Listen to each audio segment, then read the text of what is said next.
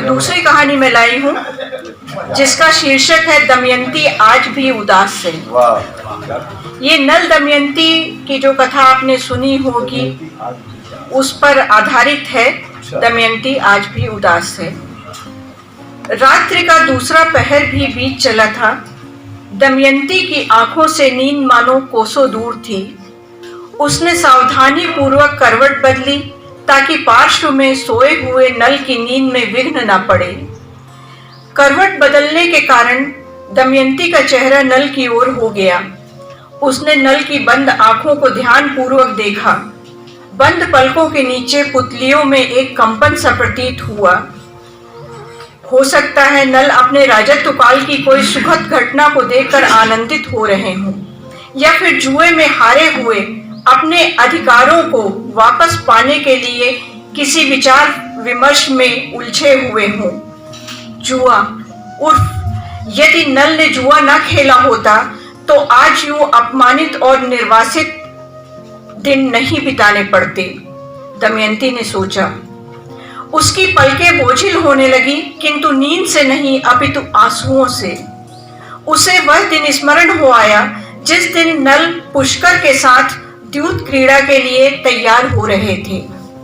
वह कदापि नहीं चाहती थी कि नल द्यूत क्रीड़ा के लिए जाएं, किंतु पुरुषों के अपने शगल होते हैं जिन्हें वे हर हाल में अपनाए रहते हैं। बहुपत्नी का चलन, विलासिता का चलन, मदिरा का चलन, द्यूत का चलन, उन्हें रोक पाना क्या संभव है?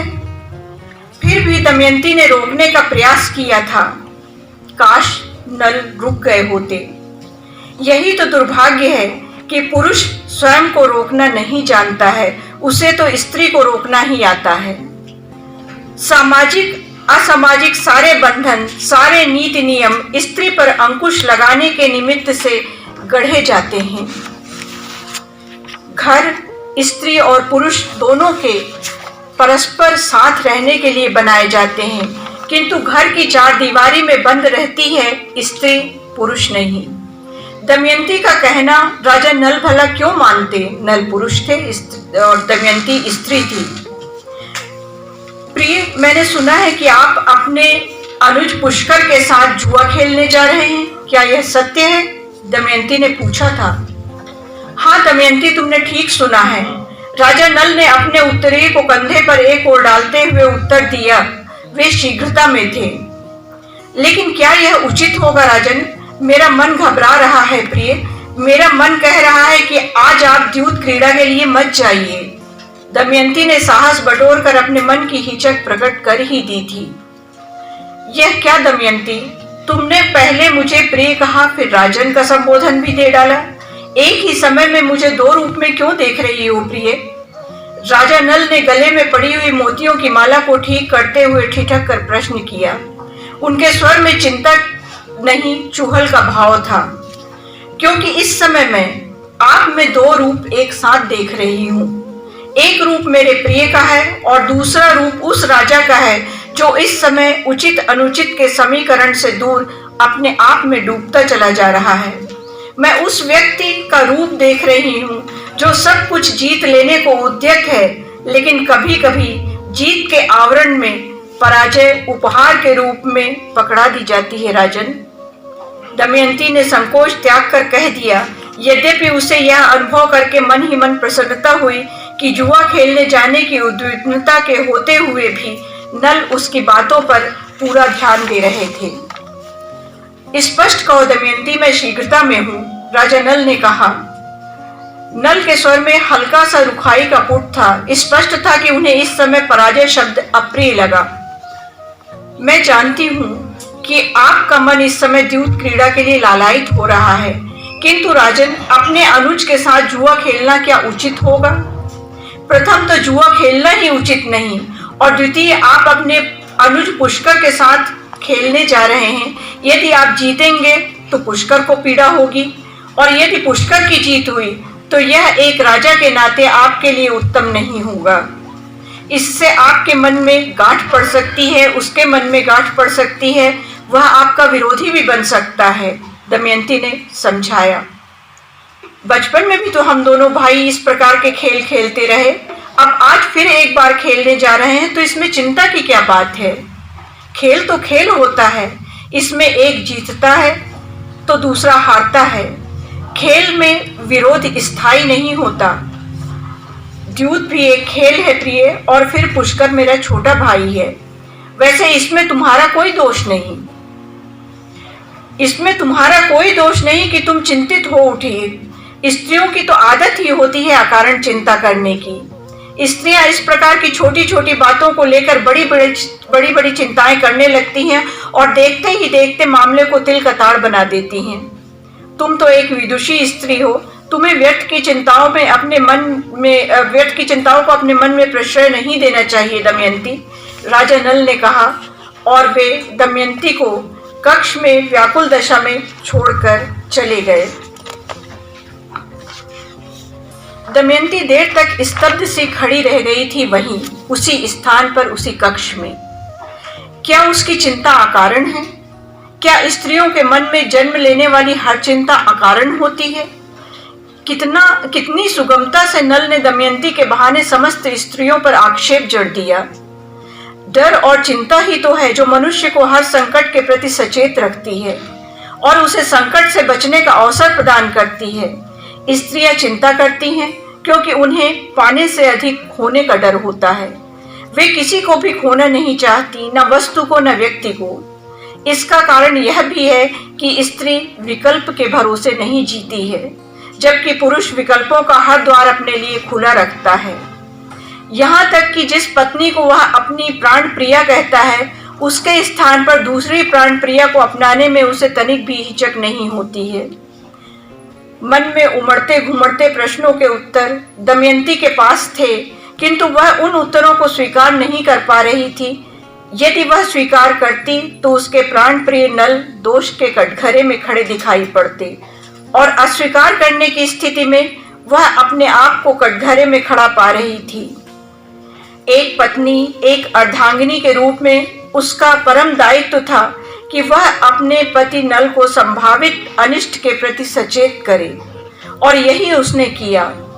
फिर भी नल यही समझ रहे थे कि उसकी चिंता अकारण है, जबकि गुप्त सूत्र बता चुके थे कि पुष्कर की गतिविधियां संदिग्ध हैं।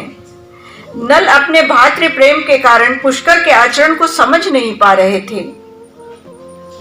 नल की जीत या हार कौन सा रंग लाएगी? क्या पुष्कर सचमुच भातृद्रोह करने वाला है?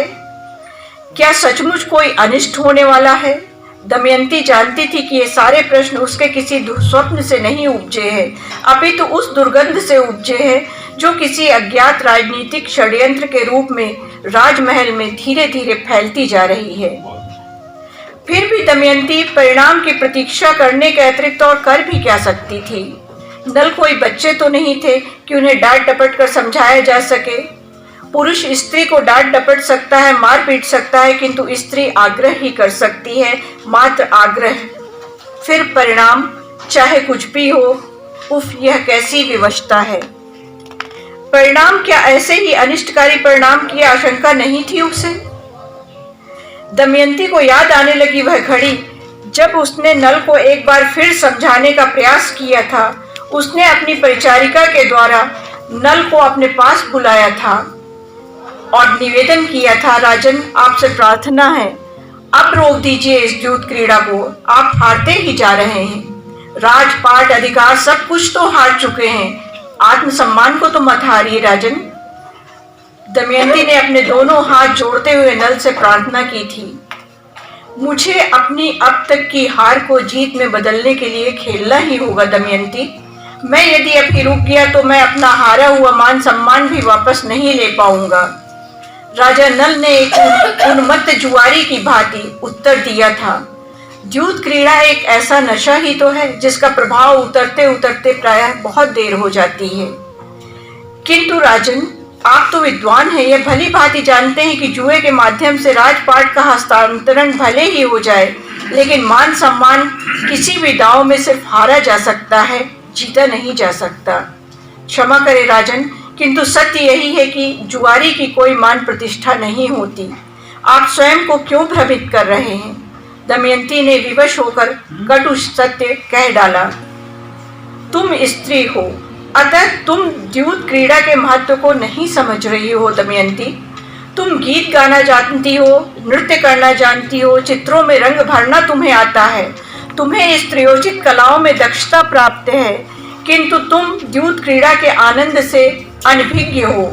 यह एक पुरुषोचित आनंद है, अतः मुझे हतोत्साहित करने का प्रयास मत करो। मुझे अभी पुष्कर के साथ और खेलना है।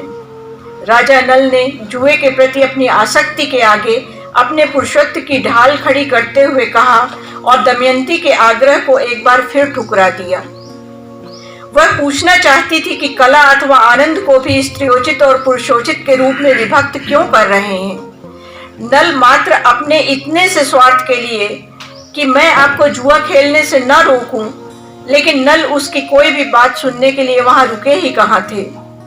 काश उस समय उसके प्राण प्रिय ने उसका आग्रह स्वीकार कर लिया होता, पर अब कुछ नहीं हो सकता था। कुछ भी हो पाने के लिए समय बहुत पहले गुजर चुका था।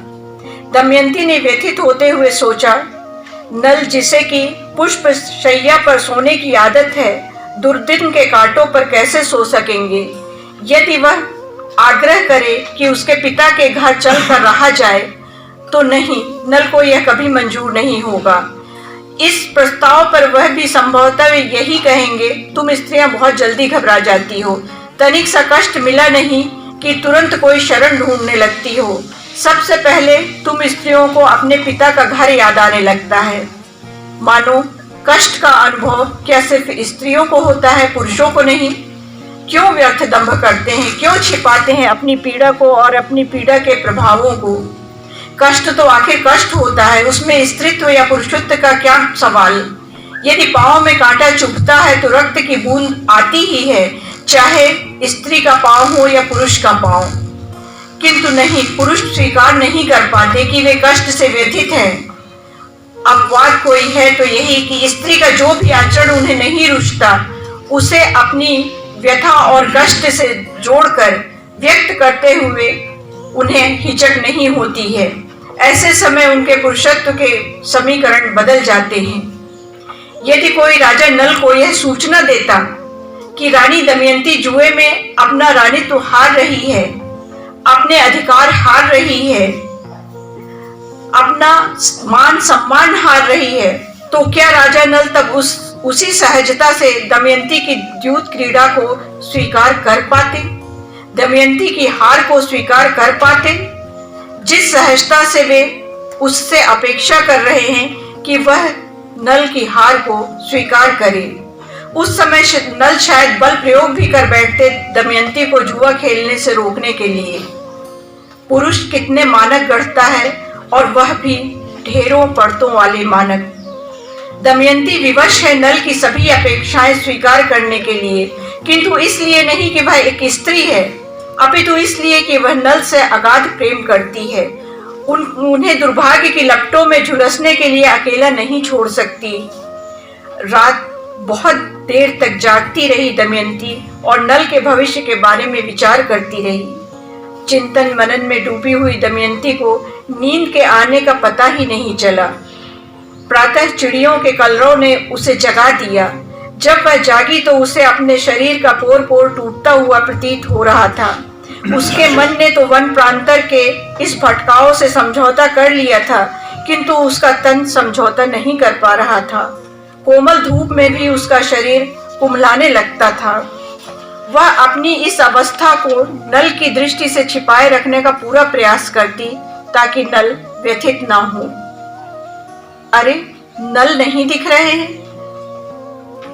जैसे ही दमयंती की आंख खुली तो उसने नल को अपने पास नहीं पाया। दमयंती ने पाया कि नल वहां नहीं थे। कहाँ चले गए वे? कहीं कोई अनहोनी तो नहीं घट गई? नहीं नहीं, उसे ऐसे अशुभ विचार अपने मन में नहीं लाने चाहिए। मगर वे गए कहाँ? कहीं वे उसे छोड़कर तो नहीं चले गए? कल रात को उसका हाथ अपने हाथों में लेकर यही तो कह रहे थे, कब तक दमयंती, कब तक तुम इस प्रकार मेरे साथ भटकती रहोगी? मेरे किए का दंड तुम क्यों भुगत रही हो? तुम्हें अपने पिता के पास चले जाना चाहिए। यह आप क्या कह रहे हैं? क्या स्त्री मात्र सुख की सहचरी होती है? दमयंती ने कहा था। नहीं प्रिय, जब मैंने आपके साथ राज सुख भोगा है तो निर्वासन का दुख भी भोगूंगी। आप मुझे कृतज्ञ बनने की सलाह मत दीजिए। और आप ऐसे समझा रहे हैं कि मैं आपसे अलग होकर सुखी रहूंगी। वैसे इसमें आपका दोष नहीं है। आप पुरुष हैं और पुरुष स्त्री को सुविधा भोगी मानता है। निसंदेह वह सारी सुविधाएं चाहती है, लेकिन क्या मात्र अपने लिए? नहीं प्रिय, स्त्री किसी भी सुख को अपने परिवार से अलग करके नहीं देखती। सो मैं भी आपको छोड़कर कहीं नहीं जाऊंगी, दमयंती ने नल के अधरों पर अपनी तर्जनी रखते हुए कहा था। लेकिन नल मुझे छोड़कर चले गए लगता है। दमयंती को ये भय व्याप्त हुआ उसके हृदय में। वह कातर स्वर में चीत्कार कर उठी। दमयंती के मन में क्षण भर के लिए हिंसक पशुओं का भी विचार आया कि इस वन प्रांतन में कहीं किसी हिंसक पशु ने तो नहीं। लेकिन फिर दूसरे ही पल आश्वस्त हो गई कि उसके प्राण प्रिय नल द्यूत में सब कुछ हार चुके हैं, किंतु उन्होंने अपनी शारीरिक शक्ति, अपना शारीरिक बल नहीं हारा है। हिंसक से हिंसक पशु भी उन्हें क्षति नहीं पहुंचा सकता है और वे पुरुष होकर सहचर नहीं बने रह सके। ये सबसे बड़े दुख की बात है, जबकि वह स्त्री होकर उनकी सहचरी बनी हुई थी। क्या सचमुच मुझे छोड़कर चले गए? दमयंती का हृदय कांप उठा। इस प्रश्न पर विचार कर वह और भी उदास हो गई। अब दमयंती के पास इसके सिवा और कोई रास्ता नहीं था कि वह अपने पिता के पास चली जाए। वह अपने उस घर में जाकर शरण ले जहां उसका जन्म हुआ था और जहां उसने अपनी बाल्यावस्था व्यतीत की थी। उस घर में रहते हुए वह अपने बचपन की मधुर स्मृतियों के साथ अपने को त्यागे जाने की टीस को लेकर उस दिन की प्रतीक्षा करने लगी जब नल उसे लेने आएंगे। उसे विश्वास था कि एक दिन नल उसे लेने अवश्य आएंगे। आगे का घटना चक्र दमयंती के लिए उद्विग्नता भरा रहा। दमयंती के पिता ने अपनी पुत्री के विषाद को मिटाने का मानो प्रण कर लिया। वे इस प्रयास में जुट गए कि किसी तरह नल को उसका राजपाट पुनः मिल जाए। आगे का समय राजनीतिक दांवपेच का रहा। अंततः दमयंती के पिता के प्रयासों के फलस्वरूप नल और दमयंती का पुनर्मिलन हो गया। सभी ने समझा कि दमयंती को नल के रूप में एक बार फिर सारी खुशियां मिल गई हैं। राजा नल की पत्नी के रूप में दमयंती सचमुच खुश थी, लेकिन दमयंती के अस्तित्व में समाहित स्त्री के मन की उदासी नहीं गई, क्योंकि उसे अपने इस प्रश्न का उत्तर नहीं मिल सका कि वह कौन सा मानक था जिसे अपनाकर नल दमयंती को अपनी सहचरी के रूप में साथ रखने का साहस नहीं कर पाए। और नल ने दमयंती के गले में एकाकीपन का पाषाण बांधकर उसे सांसारिक सुखों के कूप में छोड़ दिया था। अपनी इच्छानुसार स्त्री को छोड़ देना और अपनाना पुरुष के लिए पौरुष का दंभ हो सकता है, किंतु स्त्री के लिए असीम पीड़ा और छले जाने की अनुभूति के सिवा और कुछ नहीं।